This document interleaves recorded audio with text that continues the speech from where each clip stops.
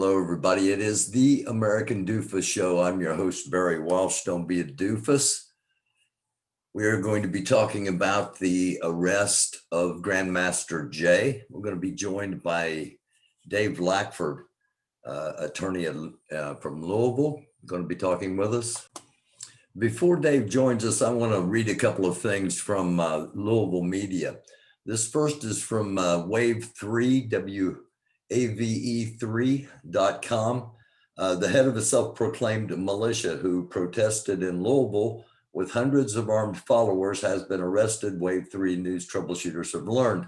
John Fitzgerald Johnson, or Grandmaster Jay, was booked into a local facility on federal charges by the FBI.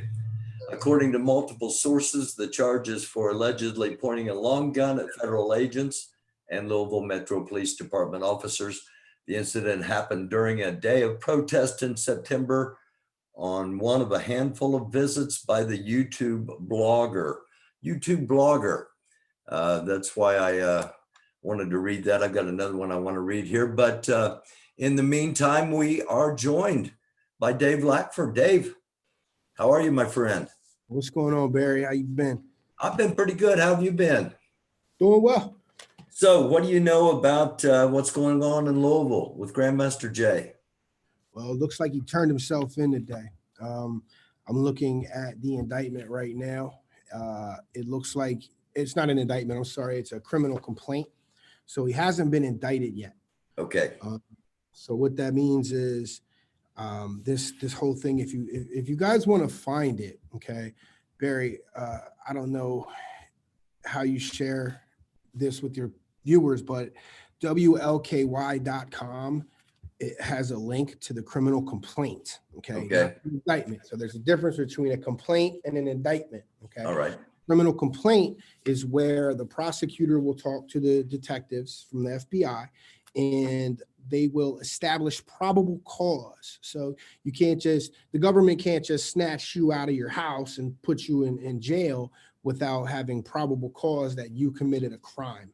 Okay. So everything in this complaint is meant to establish probable cause. It also does a lot of other things, but we're not there yet. Okay. So they've charged him with a crime, but he has not been indicted. So he's gone from wherever he lives in Virginia back up here to Kentucky. He's not incarcerated in Louisville. He's incarcerated in Oldham County. Okay, that's a place. It's a federal holdover jail. So they work in conjunction with the feds, and I have a few clients that are there now or have been there, and that's where they're holding him right now. So he's in Oldham County, and he has not had a detention hearing yet. Okay, he has not been indicted. He's just turned himself in. Okay, which is a smart move. They did it on a Wednesday.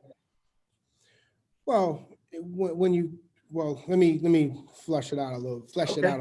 Yeah, that's why I wanted you on here. All right. So on the 2nd, this complaint was filed. Okay, and it looks like it was filed on December 2nd. So the marshals probably called Jay or someone got in touch with him and let him know that there's a criminal complaint in the Western District of Kentucky, and there's a warrant for his arrest. So he probably turned himself in. That's what I would assume. I don't think that they went out there and got him and put him on a plane and did all that stuff. They might have. I'm speculating here, but I'm one of those two things happened. We know that he's in custody now. I would assume he turned himself in. All right. So it all came out today. That's when it must have came up on Pacer, which is the online system where you can track federal cases. Okay, the public can do that. You don't need to file a Freedom of Information request. You could just look on Pacer if you get a tip. Okay, so that's where he's at now. Now, the next step would be a detention hearing. It's called an initial appearance. So he would need an initial appearance. And at this initial appearance, since he hasn't been indicted, he's going to go in there and he's going to plead not guilty. And then he's going to want to have a detention hearing. He also might want to have what's called a probable cause hearing. And So these are three different things. So the arraignment or the initial hearing is where you go and you say not guilty. And then the probable cause hearing would just be the FBI agent or whoever would take the stand, and the prosecutor would just ask a question, he would answer, and he's basically just going to read that complaint. And then, you would try, the defense would try to argue that there was no probable cause, which is an extremely low bar to pass, right? So he's going to get indicted eventually. He just hasn't been yet. That's where we're at in the procedure. Then he's going to want to have a detention hearing, okay? And that's where things get tricky, okay? Because you want to be out of jail, okay? He's not in prison right now. He's in jail. Prison's where you go once you're convicted. Jail's where they hold you until you're convicted. So in the feds, they have to prove that he is a flight risk and he's a danger to the community, okay? And this is not what we call a presumption case because there's no mandatory minimum on this case. Now, there's a max of 20 years because there's an enhancement, and I'll get into that in a minute. But whenever there's a presumption, okay, the burden shifts to the defense, and the defense has to prove that the defendant is not a flight risk and he's not a danger to the community. There is no presumption here, so now the state has the burden to prove that he is, number one, a risk, number two, danger to the community, right? Or just one or the other, right? So that's why this complaint is worded the way it is, all right? So people will say, oh, they're trying to slander him by talking about his past. They don't do this for anybody else. As a defense attorney with federal experience, I can tell you very, very sternly that, yeah, they do this to everybody. They take a while they want to pull the dossier on your entire life, and then they make their argument for detention. I think in this case, they want to make an example out of him because this is political. So yes, in this case, it is political. So they are going to want to make an example out of him, right? So they talk about the fact that, he was AWOL when he was in the military back in 2005, right? So that shows a flight risk. If he's going to go AWOL from the United States military, then it shows that even though that's not what in the military, you have the Uniform Code of Military Justice, and we call things that happen to you under the Uniform Code of Military Justice non-judicial punishment, NJP. All right, so it's still federal, it's just not federal criminal, it's federal military, it's a UCMJ. They're going to say he was under penalty from the UCMJ for an NJP, and he absconded or went AWOL, and so therefore he knew that he was a deserter. He was a deserter status. So they're going to say he's a flight risk for that. And then they're talking about in this complaint how he said, if we find out you're working with the cops, we're going to kill you. They talk about how he made threats against law enforcement in Minneapolis on YouTube, all this stuff like that. Wow. So they're going to say that he's a danger to the community as well, and they're going to try to keep him in there, okay? Now, what the defense would argue, what I would argue is, look, the guy doesn't have a criminal record because they just talk about when he was arrested, but they don't mention any convictions, right? So that actually is in his sentencing guidelines if he was to be convicted, but that I'm getting ahead of myself. So I would argue he's not a danger to the community. He actually served in the military. He turned himself in, okay? And he cooperated with the police. It says in this complaint how he called the police, how he set everything up with the police. He's not a convicted felon because some of these charges things that he was charged with, okay, were gun charges. So if he was ever convicted of those gun charges, he'd be a convicted felon in possession of a handgun, or as the feds say, a prohibited person in possession of a firearm or ammunition, and they would have been charged with that. He's not charged with that. So he was never convicted of these charges that he was arrested for in the criminal complaint. So I would say he's not a danger, and I say he does have ties to the community. He's damn near 60 years old. He's not going to go running. He turned himself in, and that, it's not a mandatory minimum case. The presumption is on the government. They haven't proven that he is a flight risk because he turned himself in. I mean, if there's anything that shows you're not a flight risk, it's the fact that you turned yourself into the government, right? So, and they're also they could argue, this is the problem with going on social media and talking too much. He's like, we're an international coalition. They could say, well, he has international connections, but I would just say, that's just part of his internet persona. this, that, and the third. So Okay. where we're at in the process is Grandmaster Jay going to get out of jail Right. in Oldham County, right? So that's how it's going to go down. And anybody that's ever been locked up before Friday, you always worry about, I got to spend the weekend in jail, right? So this happened on Wednesday. He turns himself in Thursday. I'll bet dime to dollars that he's going to go ahead and they're going to keep him in jail over the weekend and probably have that detention hearing, probable cause hearing, initial appearance on either Monday or Tuesday, but that's speculation. Okay. All right. So that's where we're at now.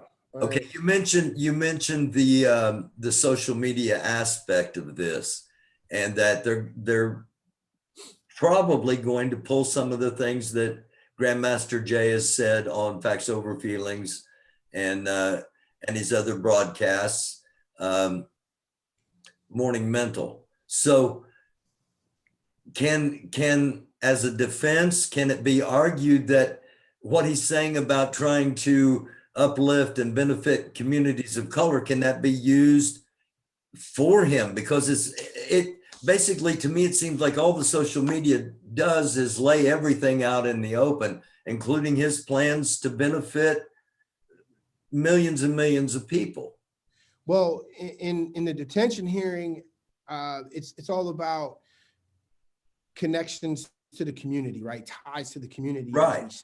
So he called the major of the police department here in Louisville and had conversations with him about coming here. So his ties to Louisville are LeBron Say, right, who's a community organizer here, right? So there's ties to the Louisville community, and his ties are with the major of the police department. So I'd say that he has some ties, but it's federal court now. It's not state court, okay? So, I mean, you could have ties to the Southern District of California, right? So he definitely has ties to the community, and there's a lot you can argue as far as, he's an organizer, he's an activist. This is political here. What they're doing is similar to COINTELPRO, which has been, widely disregarded as unconstitutional, unjust, an abuse of power by the federal government. You could put that stink on it, which is what I would want to do if I'm arguing during that hearing. Plus, I'm going to say, look,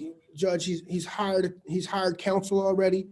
And I'm licensed I'm registered in the Western District, Jay. So, hey, call Butler and Associates, 502-582-2020. Shameless plug again, 502-582-2020. Ain't nothing wrong with the plug, my brother.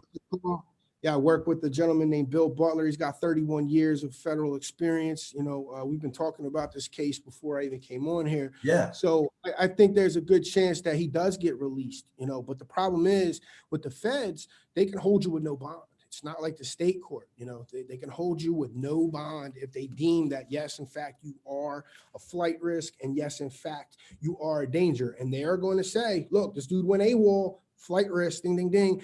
You said on the video, if we find out you're working with the police, we are going to kill you. That's his words. Yeah.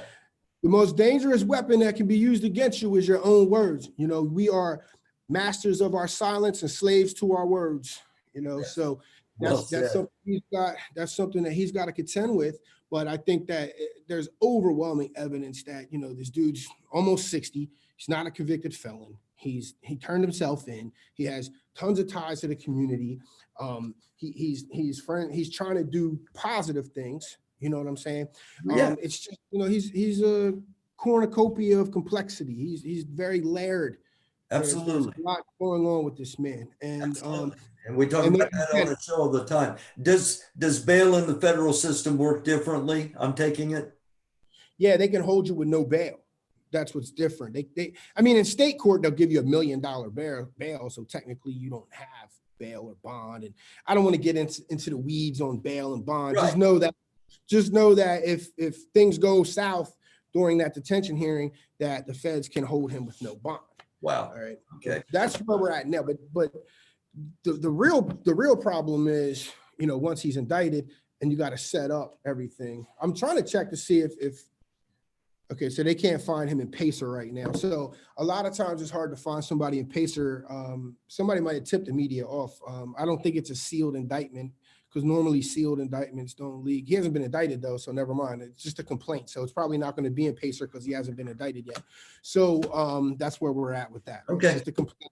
And then so they're going to have to prove probable cause, or they'll waive it up to the grand jury. It depends on what the defense team decides to do. Personally, I like to have probable cause hearings because you get to lock the officer's testimony in. And then if you go to trial and that officer says something inconsistent with what he's saying at trial, then you can impeach him. Again, you use his words against him. Oh, well, back in the probable cause hearing, you said that he had on a green shirt, but now you're saying his shirt was red, so that throws off the credibility. And I mean, that's just a basic example. I don't, Yeah, but right. that's why you have the probable cause hearing, because it's all on the record, right? And then you have testimony. The problem is they just pretty much just read the complaint word for word a lot of times, so your job as a defense attorney is to get them off a script and get them down in the weeds saying things, and now you got that locked in on the record, right?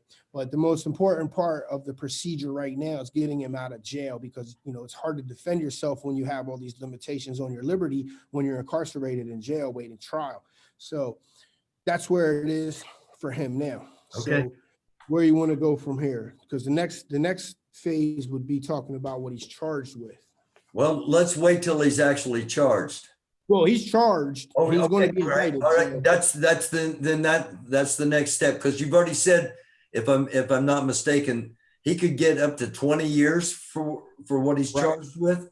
So here's the statute. Okay. So the statute is Title 18, Section 111A1B. All right. Okay. So the name of the statute he violated is assaulting, resisting, or impeding certain officers or employees, right? So the law is textual. It's all written down, and you have to prove all the elements of the crime as they're written in the codified statute. All right. Codified just means it becomes a code. We call the law in the federal law the United States Code. All right. So Title 18 United States Code, Section 111. A, in general, whoever forcibly assaults, resists, opposes, impedes, intimidates, or interferes with any person designated in Section 1114 as a federal officer. That's 1114 just tells you what a federal officer is, while engaged in or on account of the performance of official duties. And then I'm going to skip down here to B, because Section 2 doesn't apply. Section B is the enhanced penalty, right? So they're going to argue that Grandmaster J forcibly, by pointing a firearm up at the officers on the roof, and who were federal officers, special agents, who were engaged in performance of official duties, he was either opposing them, right, saying I oppose you doing these duties, like being on that rooftop overseeing what's going on out here while we're walking around with our guns. Impedes it, meaning me pointing that gun up there made you stop surveying what's going on. Intimidates, they're going to say I was intimidated when Grandmaster J pointed an AR at me, or interfered. So they're going to try to, they've got all those different verbs. Try to check all of those boxes too, right? They'll try. Right. I can argue against that though too. Right. I think right. Now, so that's just the first part, right? Okay. So that right there is one thing, but the problem is he's facing the enhancement, which is Section B. All right. So enhanced penalty says whoever in the commission of any acts described in subsection A, is what I just read, uses a deadly or dangerous weapon or inflicts bodily injury shall be fined under this title or imprisoned not more than 20 years or both. So it's a maximum sentence of 20 years. Okay. Wow. Now the thing to know here is, it says uses a deadly or dangerous weapon. You have to define deadly or dangerous weapon. I would say that an Armalite rifle would be a deadly weapon. It says or inflicts bodily harm, not and. Okay, that's one of the things you learn in law school. And is good for you on the defense level, or is usually bad because it gives them options, right? So it's just uses a deadly weapon, blank, shall be fined under this title or imprisoned not more than 20 years. So that's what he's facing, a maximum of, not a minimum. Remember, I said before, there's no mandatory minimum in this case. So that puts the presumption on the United States to prove that he is a flight risk and a danger to the community and should be denied bond. There's a chance that the United States just says, yeah, he turned himself in, let him go. I just don't see that happening because I think this is because of the position he's in. And he pointed a rifle at federal agents and LMPD officers as well. Yeah. So I think that's what they're going to argue. But I think that there are arguments that can be made that he's not a flight risk and he's not a danger to the community, you know. And again, there's no presumption in this case, so that's also good for him. So the way you would compile his sentence if he was to plead guilty would be, you know, this is the sentencing guidelines right here. So on this axis is the offense level. And then you would go through here to find the statute and what it is. I don't know. I haven't looked it up yet. And then up here is the criminal history. I don't think he has a criminal history, so he'd be in the 1 category, which is good. That's less amount of time. And then his offense level will be somewhere down in here. So you just look, it'll tell you, you know, 10 to 16 months, 33 to 41 months, something like that. That's how you calculate the time. But you have to go through the sentencing guidelines, which are these are the sentencing guidelines right here. Okay. Federal sentencing guidelines are very draconian. You have to do 85% of the time that, you know, you're sentenced to. There's no probation or parole usually. So it's just like, man, it's, you know, the feds are no joke. That's why you don't want to get indicted by the feds. You know, did you ever see Training Day when Lonzo caught up with Snoop when he's popping the bullets out of the clip? Oh, you federally fucked now, dog. You know, you don't want to be federally fucked. You know, they're pretty rough, no Vaseline. So that's what he's facing right now. Okay. And you're saying that it's probably going to be Monday before they even consider having the hearing, let alone him getting out. I mean, that's my bet. Yeah. I bet they keep him in over the weekend, but I mean, it could be Friday. Now you asked me. Go ahead, my bad. No, just the fact that, you know, in talking in the past about social justice, about the law. Last time we talked, it was the Breonna Taylor thing, and it was justice and the law are 2 different things. I have a feeling this might be another one of those situations where justice and the law are 2 different things, because in this kind of a small technical thing, and the other 2 things I wanted to ask is why did it take so long, and why are they doing this now? Is it political? Well, to answer your question on why it took so long, before I answer that, I would argue that if you really thought he was a danger to the community, you would have arrested him a lot earlier, or you would have charged him. You would have filed this complaint a lot sooner than 3 months. You know what I mean? So I'd say if you really thought he was a danger, you've already went through with this, right? However, people have to understand the FBI is, the name is the Federal Bureau of Investigation. It's an investigative bureau. It's not a police force. It's not out there to ferret out crime, as we say, and arrest people on the spot. It's to investigate, right? So, like I said, they wanted his whole dossier. So they went and they pulled his military records. They went back and looked at all his YouTube videos, and they went and they build a case against you. Okay. And that's what they did in this instance. So that's how they roll. Now, I know the truth is boring and everybody wants to talk about conspiracy theories. So I'm sure everybody in the comments will have a million reasons why this happened. I'm not here to delve into conspiracy theories. I'm going to be doing that tomorrow night. On tomorrow night's episode, I'm going to be delving into all those things. Yeah, you have fun with that. I'm good with that, because we want the law. Yeah, my job is to go and argue with the court and the United States of America. You know, when you ever go on trial in federal court, they say, you know, it's the United States versus Mr. Johnson. You know, and it's like, Mr. Lackford, are you ready? And yeah, I'm ready to take on the United States. You know, so what it is now. That's why it took this long. I mean, they'll sit there. I have cases where they investigated somebody for 4 years and then they indicted. Boom. You know, as long, you know, there's a lot of times there's no statute of limitations on most of these felonies, right? Especially federal. So they'll let somebody that's doing like blue collar, white collar crime, you know, somebody that's doing embezzlement, someone who's doing money laundering, someone who's involved in some kind of conspiracy, they'll let them operate for years, and then boom, 18 count indictment, you're hammered, you know, and that's what they'll do to you. I've seen it. I've seen big mansions, you know, empty. Feds come and take your Armani suits and your Balenciaga shoes, you know. So that's how they do it. I mean, they just build their case, and that's why they have such a high success rate, is because they just watch you and they let you feel like, you know, comfortable, put your guard down and start screwing up.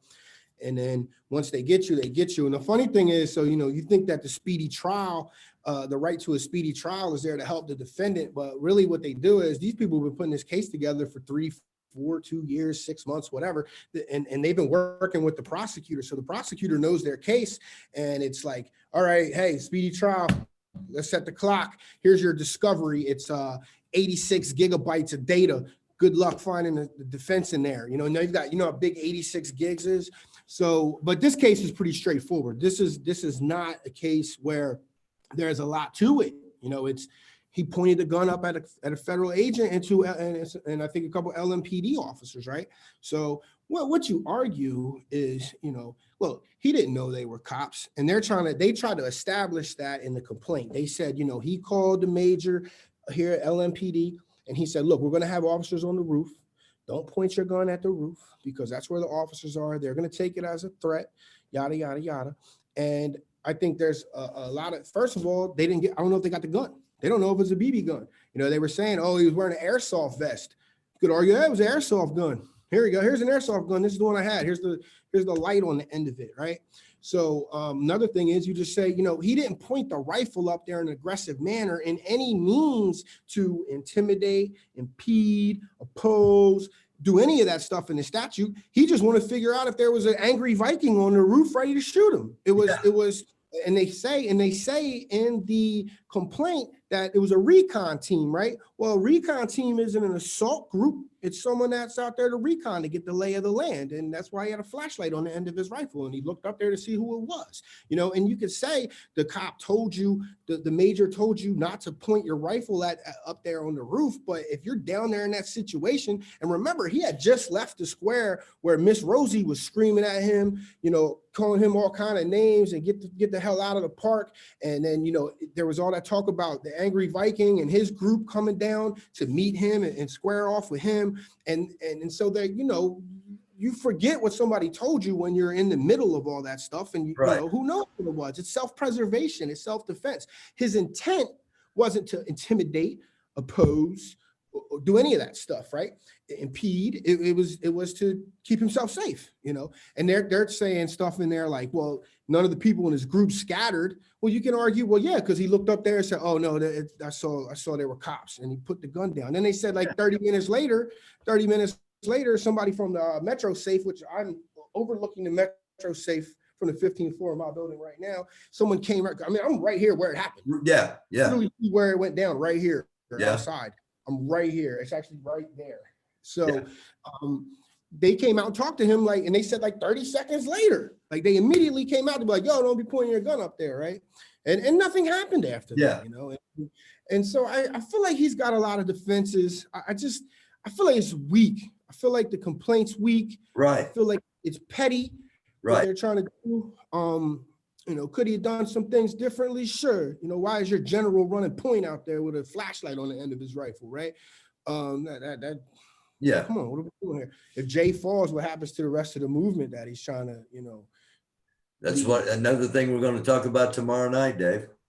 Right. I mean, that's not the most tactically sound maneuver, but I'm not here to. I'm not an expert on militias. I mean, I was a Marine. Well, I was a fixed wing mechanic, 6226, fixed C-130 engines. I made sure that nuts and bolts didn't fall in airplane engines. I wasn't out there, you know, in Afghanistan. Or but that's important too. You know what I mean? It's boring, man. But my point is, there's a lot that you could, there's a lot of defenses on the table for this case. Okay. and they've laid out their argument in that complaint. Okay, they're laying out that he was accused of domestic violence, and he's threatened to kill people before, and he was on the internet threatening to shoot cops in Minneapolis when the George Floyd news broke, and he said that he's going to kill anybody that they find out is working with the police. If you're an informant, if you're what do they call an agent? Yeah. All these things, right? So it's to me, the feds don't bring a case they think is weak, because the feds are all about their numbers. Okay, they do not want their numbers to be tarnished in any way. They've got to, I think it's like something like their conviction rate is usually is something like 97% when they go to trial. So they've got their ducks in a row. But so I'm not one to sit here, and you got to understand it. When you are in federal court, you are in the big leagues. Okay, this to the average person charged with a crime. When if you're a defense attorney and you're in state court, you're in circuit court. Depending on the charge, it's very serious, and it's definitely like the fight of this person's life, right? But for us as defense attorneys, we don't take things for granted, and we don't downplay anything. But the feds is like, let's gear up, let's shut things down. That's why it's expensive. It's an expensive. He's going to have a pretty penny to pay to whoever he hires. Again, Butler Associates, 502-582-2020. He's got experience with 31 years of experience, but he's got to fight. I mean, it's a fight for his life right now. And I mean, this dude's almost 60. Yeah. He's almost 60 years old, right? Yeah. So he's in some serious stuff right now. This is no laughing matter. It's a serious situation. Yeah. And you got to be ready to fight. And I would wonder what type of client he would be. I don't foresee him laying down on this. Right. I don't foresee him accepting a plea that's going to make him a convicted felon, which makes it illegal for him to carry firearms. Now, he's not going to be able to carry a firearm while his case is pending either. Yeah. No more guns for him. He can't have any in his house. Yeah. All those guns he has, they got to go. And that's another thing that they might say, like this dude has an armory of, firearms at his home. All that stuff's going to have to be gone. He can't be around somebody. He can't be in a formation. None of that. All that stuff is done. He can't have a gun on him, or else they can revoke his bond and keep him in Oldham County here until his trial or until his plea and his sentencing. So, but after that, if he's cleared, will he be able to have guns again, or is this if he's not a convicted felon, then he can have a firearm. But if he's a convicted felon, then he can't have a firearm. Yeah, right. Okay, the last question I had was this before or after he went into the park? And you already answered that. This was after on the way back. There's a part where the I think it's paragraph 29 here in the complaint, where the agent says the FBI reviewed a YouTube video posted on or around September 5th, 2020 by a user, Black Nation Building. They provide the link. It says the video is taken on September 4th, 2020, and it begins shortly after Johnson's encounter with the officers on the roof of the Jefferson County Grand Jury building.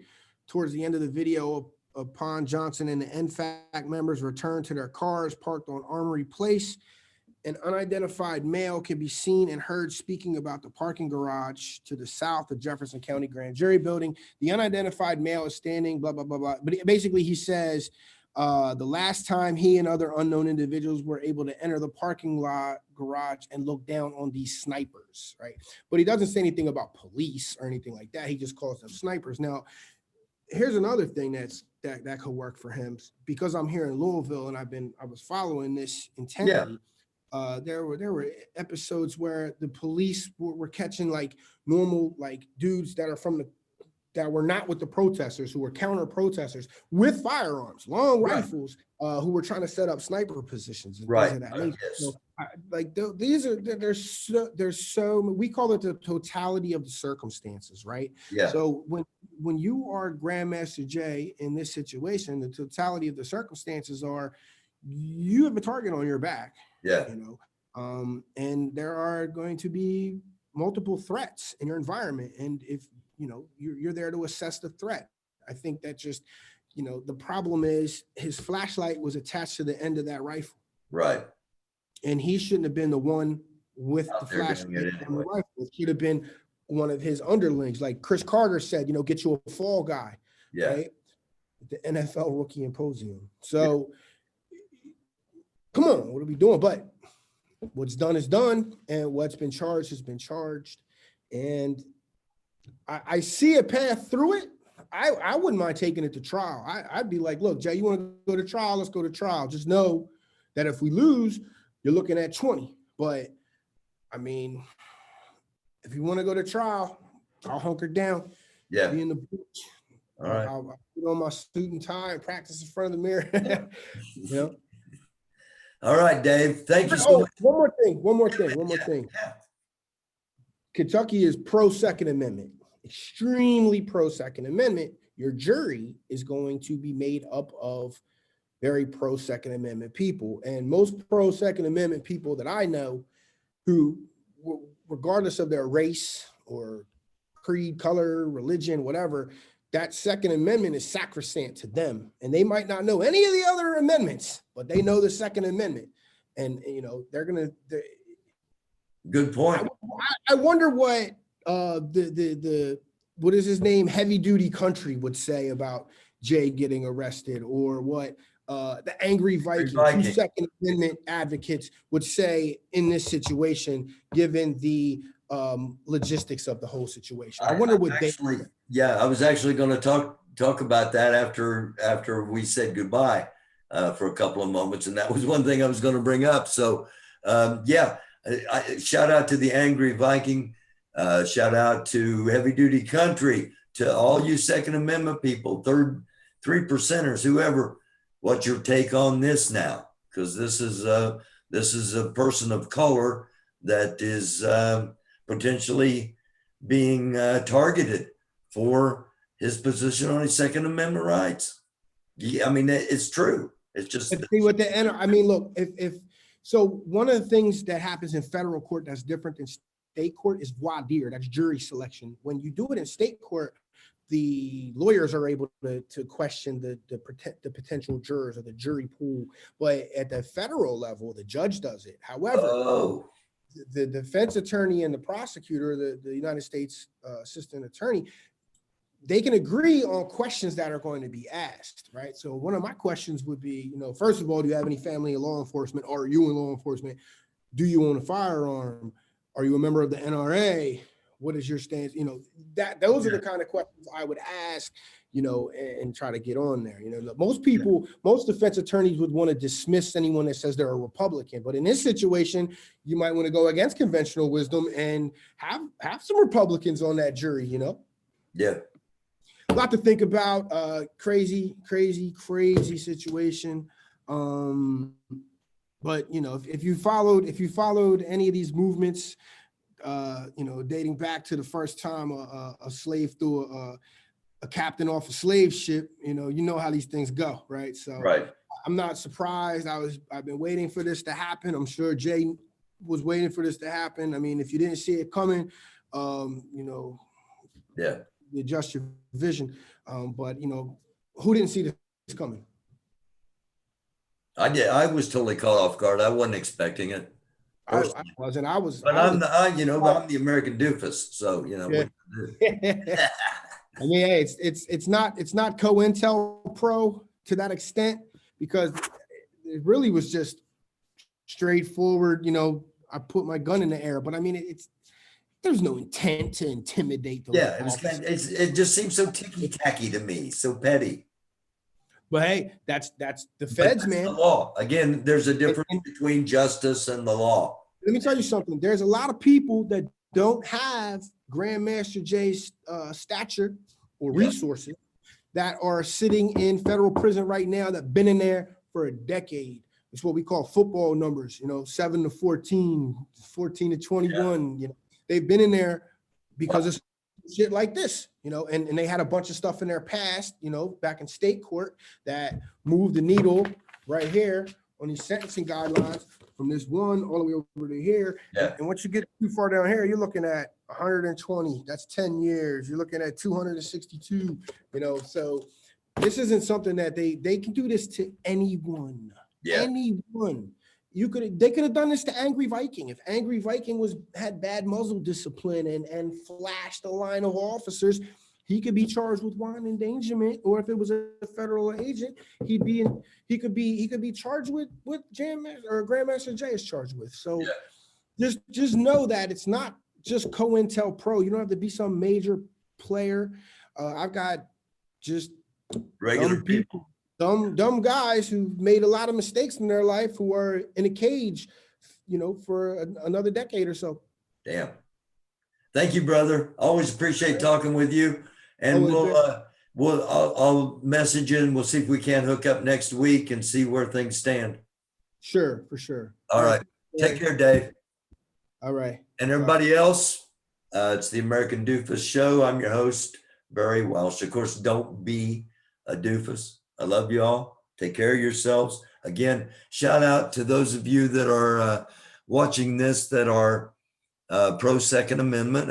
I'm pro Second Amendment. Tonight's episode, I was going to talk about the fact that I finally got my gun permit that I applied for in July. So what do you think about this? Is this all of a sudden justified because it's a person of community of color?